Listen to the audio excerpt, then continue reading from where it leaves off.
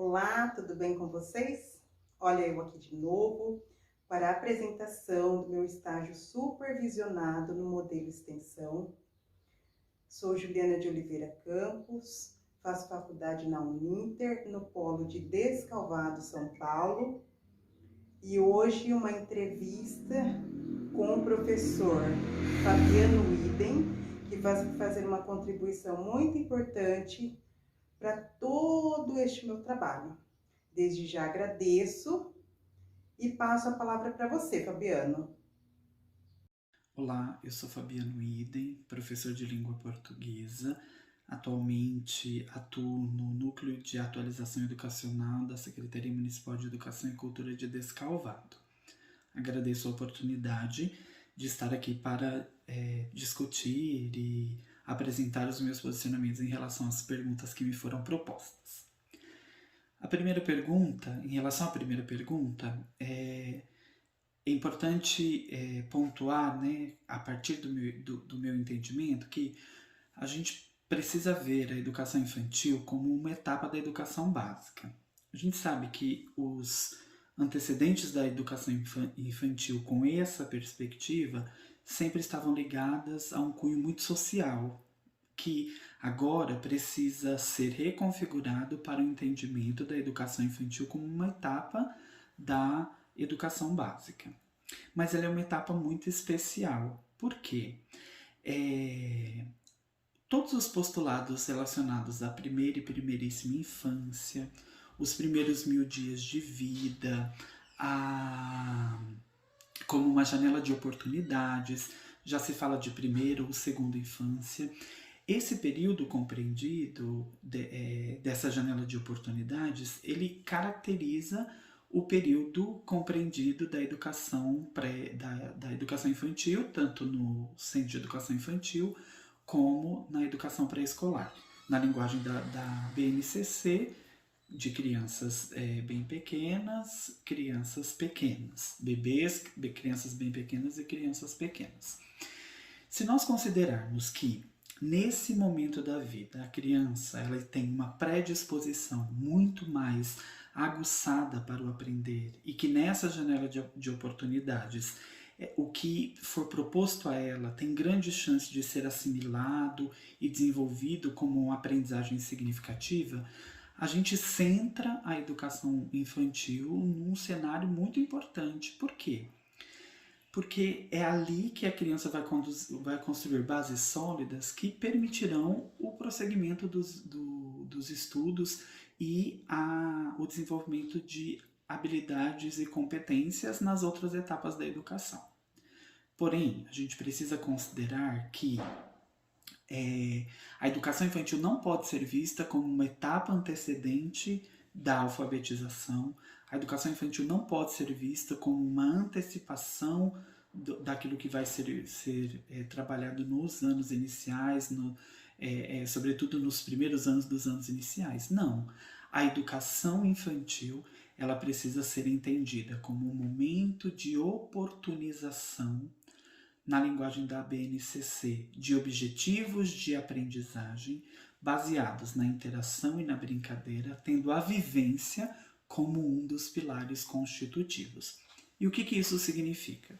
Significa que a instituição de educação infantil e o professor, eles precisam estar alinhados para garantir que ali a criança seja vista na sua integralidade e sejam oportunizadas todas as condições para o seu desenvolvimento.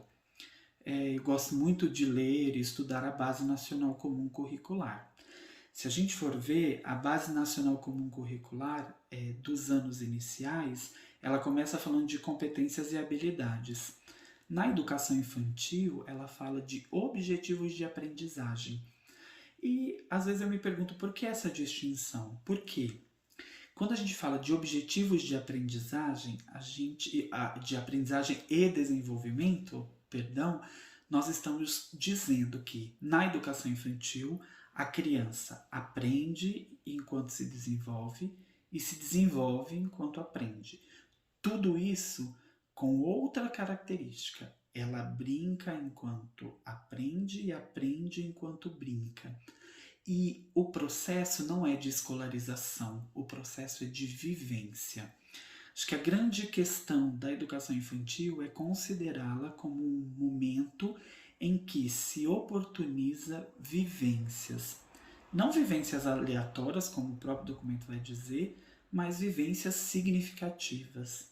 Vivências que tomam o contexto da criança e a coloca em inter-relação com ela mesma, com os objetivos de aprendizagem e desenvolvimento e com os outros. Por isso que, ao invés de disciplinas que dão um caráter mais rígido de processo de escolarização, a BNCC para a educação infantil, ela considera campos de experiência. E olha que interessante isso, campos de experiência, que também pode ser chamados de campo de vivência. Se é campo de vivência, não precisa ser trabalhado numa folhinha de xerox, numa atividade fechada, numa atividade onde a criança está sentada. Não. Essa atividade ela precisa proporcionar e instigar uma vivência de experiência, na qual a criança descubra. Esse é outro importante conceito trazido pela Base Nacional Comum Curricular, que é o entendimento de que a ação precisa ser intencionalmente pensada para que a criança esteja no centro. E a criança estar no centro quer dizer que o professor ele se afasta para observar, ele planeja, se afasta para observar e faz as inferências que ali são necessárias. Eu acho que, para sintetizar, o postulado mais interessante que eu percebo na Base Nacional Comum Curricular é a consideração de que não existe uma infância, mas sim infâncias. Os contextos ou multicontextos que as crianças vivem nas suas casas, nas suas realidades, fazem com que a escola seja um lugar da diversidade dessas crianças. E para a diversidade não existe um único modo de aprender, não existe um único modo de construir o saber, não existe um único modo de se relacionar. Existe uma multiplicidade de modos de aprender, e aí sim está centrado na criança, na aprendizagem, não na ensinagem, e também nesse contexto todo em que os campos de experiência são momentos ou são disparadores de vivências que serão base para a constituição de outras aprendizagens. Em relação aos desafios, para a implantação de toda essa proposta que a BNCC traz. Primeiro desafio é a quebra de paradigmas. Muito embora em algumas circunstâncias isso soe de um modo errôneo, a gente sempre fala que na educação a gente troca o pneu do carro com o carro em movimento, A gente não para assimilar o que a legislação traz para depois aplicá-la na sala de aula. Pelo contrário, a gente aprende fazendo, Isso tem seus pontos positivos e seus pontos negativos. Mas um desafio inerente a toda a implantação é a quebra de paradigmas. A educação infantil, ela por muito tempo foi vista como uma etapa que antecede os anos iniciais e que antecipa a alfabetização, Ela antecede os anos iniciais, mas que antecipa a alfabetização. Isso faz com que o professor tenha uma visão tão escolarizada e rígida que a criança, um ser em movimento, um ser em desenvolvimento, um ser na explosão de sensações, fique sentado com uma folhinha, com uma atividade no bidimensional e não explore outras possibilidades. Então, a primeira questão está na quebra de paradigmas. Esses paradigmas não são só relacionados à escola. Existem paradigmas que são relacionados aos familiares também. Porque pensar que a criança vai para a escola para brincar e interagir pode soar na mente dos pais, ou pode inferir na mente dos pais, uma desvalorização. Por quê? Se ele brinca em casa, ele vai brincar na escola, e os pais esquecem que tudo que é proposto na escola é parte de uma intencionalidade pedagógica. Então, o principal desafio que eu aponto é esse: é trabalhar a questão das concepções e dos paradigmas dos pais em relação à educação infantil, seja ela no centro de educação infantil ou na pré-escola. Ainda na pré-escola tem uma adesão muito maior, porque de certa forma tem o contato com esse ambiente escolarizado. Já no SEI, que é o momento onde a janela de oportunidades está aberta, há uma desvalorização. E a quebra de paradigmas relacionados aos professores. Os professores precisam entender que ali ele não trata a criança como um estudante que vai aprender conteúdos de disciplinas. Não. Ele está diante de um ser, de um indivíduo com singularidade que está interagindo consigo e com os outros para que se alcance o seu desenvolvimento. E isso é feito a partir, no caso da Base Nacional Comum Curricular, de campos de experiência e objetivos de aprendizagem e desenvolvimento. Aliado a isso, eu penso que precisa haver também uma remodelação do que a gente entende por ambiente escolar da educação infantil. Se tudo converge, ou se tudo convergir para que aquilo se assemelhe muito a uma escola no padrão que a gente conhece, a criança ali ela vai se portar desse jeito. Então, os ambientes da educação infantil, eles precisam indicar que essas crianças estão diante de objetivos de aprendizagem e de desenvolvimento, né? Outro desafio que eu penso está na consideração que se deve ter do processo avaliativo nesse contexto. Quando a gente fala de avaliação na educação infantil, parece que, né, para os professores isso é deveras como se fosse uma coisa a não se mencionar, porque a avaliação lembra prova, prova lembra escola, escola lembra alfabetização, e a educação infantil não. Mas o ambiente de educação infantil ele precisa ser constantemente um trabalho de olhar e observar. Ainda falta atitudes ou formação continuada para a observação, porque é somente na observação da criança, no desenvolvimento daquilo que é proposto para ela, na interação e na brincadeira que ela faz, que se pode planejar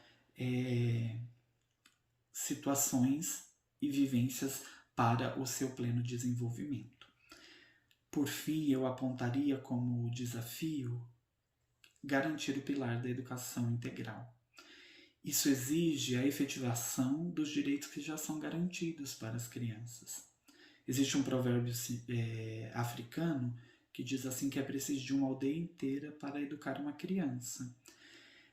Pensar na educação integral, a começar da educação infantil como um lugar, um espaço de janela de aprendizagens, de janela de oportunidades, é uma expressão que eu faço questão de usar várias vezes nessa fala, é convergir ações múltiplas para que essa criança seja vista em sua integralidade emocional, física, biológica, social, cognitiva, e para tudo isso precisa um reforço para que isso não fique somente dentro da competência da escola, né? A escola precisa ser o lugar onde os indivíduos estão, mas precisa ali as inferências do território educativo e de todos os outros equipamentos ou serviços que podem se prestar para que a criança se desenvolva. Garantir a educação integral na educação infantil é olhar a criança como um sujeito com suas singularidades e potencialidades, sabendo que todos podem aprender independente da condição e da limitação, e oportunizar que elas tenham contato com aquilo que vai favorecer o seu desenvolvimento. De certa forma, essa pergunta eu já respondi em algum momento nas anteriores, mas pensar qual deve ser o papel do professor. Isso requer uma retomada, uma retrospectiva das coisas que nós nos propomos a falar aqui, né? Sobre a atuação do professor. Se nós entendermos que o professor ele é formado na sua formação inicial, na formação continuada, na sua própria formação no percurso de escola, referenciando os modelos de professor que ele teve, ele é formado para ser o centro. E até com uma provocação, sabendo que eu estou falando de mim, porque eu sou professor, parece que nós planejamos a nossa aula para nossa satisfação. Nesse novo contexto, é importante entender que o professor ele é aquele que observa, planeja intencionalmente atividades que vão garantir os direitos de aprendizagem e os objetivos de aprendizagem e desenvolvimento. O professor ele precisa ser esse baluarte da garantia dos direitos. Eu faço um curso e o professor desse curso ele diz assim que nós não estamos no momento de lutar pela garantia de direitos, que eles já estão garantidos, a gente tem que lutar, agora a gente tem que agir para efetivá-los. Então o professor ele é esse arauto da efetivação dos direitos de aprendizagem. Então, o papel dele é garantir, no preparo das suas aulas, na observação que faz do aluno, garantir os direitos de aprendizagem. Para isso, ele não pode estar no centro. Ele precisa ser aquele que planeja, que incentiva, que propõe, mas ele sai de cena para que a criança esteja no centro. E aí ele se coloca na perspectiva de observador, daquele que tem não tem o plano de aula fechado. O plano de aula ele está planejado, mas ele vai se descortinando e ele vai se ressignificando a partir daquilo que ele observa da sua turma. O professor, nesse momento, ele precisa ter o olhar aguçado, ele precisa desenvolver a capacidade de olhar. E o olhar pedagógico, não olhar com julgamento, não olhar pessoal, o olhar pedagógico. Entendendo as singularidades daquele indivíduo, daquela criança e promovendo situações que permitam que ele esteja em contato com as vivências a partir da interação e das brincadeiras. Parece até meio estranho falar que um professor vai preparar a brincadeira, é porque o olhar do professor, ele ao mesmo tempo é distanciado e focado, e ele sabe que nas entrelinhas daquela brincadeira existe um desenvolvimento e uma aprendizagem significativa. Então a gente pode dizer que o professor nessa abordagem, né, a partir desses pressupostos, é aquele que entende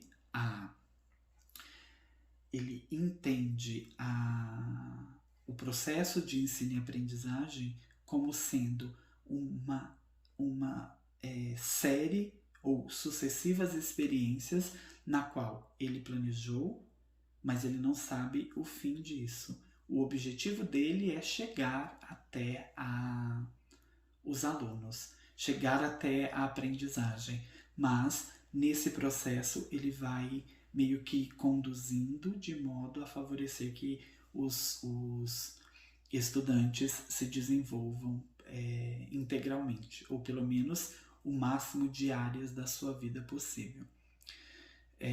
Não posso deixar de dizer que eu vejo os professores como guerreiros, né? Porque é muito difícil a gente vencer os paradigmas pessoais.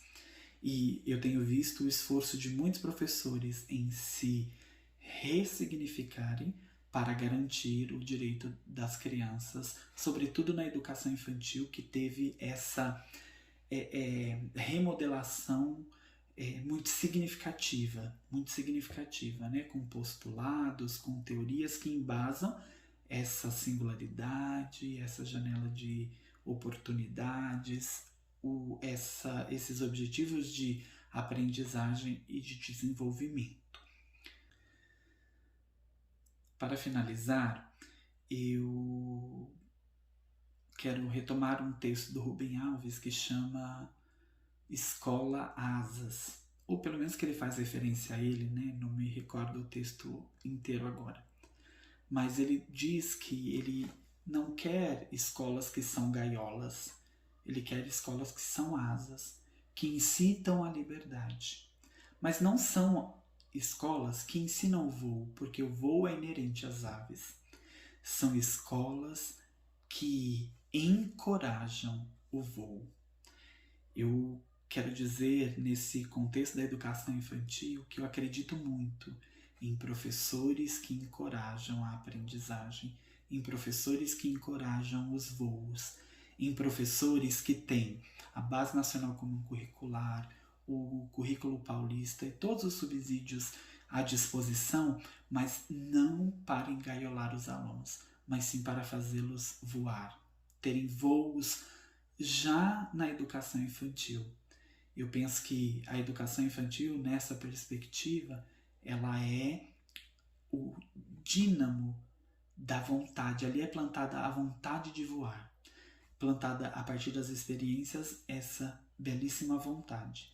Se é por essa concepção, plantar vontade, que as nossas unidades escolares de educação infantil sejam uma sementeira de encorajamento ao desenvolvimento integral de crianças que, provenientes de infâncias múltiplas, são sujeitos singulares dentro desse espaço que a gente chama de escola.